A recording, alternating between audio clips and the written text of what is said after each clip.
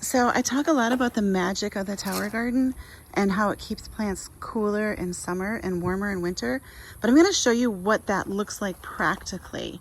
So look at my beautiful zinnia here. It's absolutely gorgeous. It's unstressed, beautiful, huge leaves. In fact, I just picked this one here.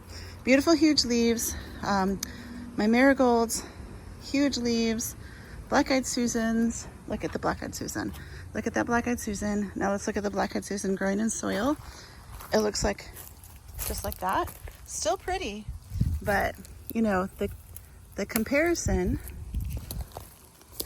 because again, we have 100+ degree weather, and this is the difference in size. The health and vigor of the plant is much higher, and it requires less care. I'm not having to come out and water it every single day. So that's the tower garden. Now let's compare this to this tiny little system here. This is the picker, the city picker. No protection for the roots at all. This is going to heat up real fast. I planted these zinnias at the same time, and these plants look horrible. They're really suffering. This would work fine in winter, fine in spring and fall, but in summer it's not going to do well. And even in winter, spring, and fall, you're going to have to pick your plants carefully.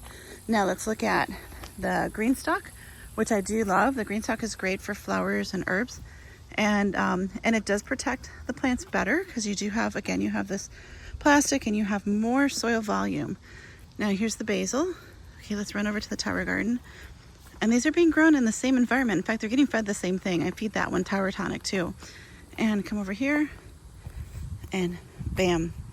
The difference in health of the plants is remarkable. The vigor, the leaf size, and I tell you what, the taste is out of this world.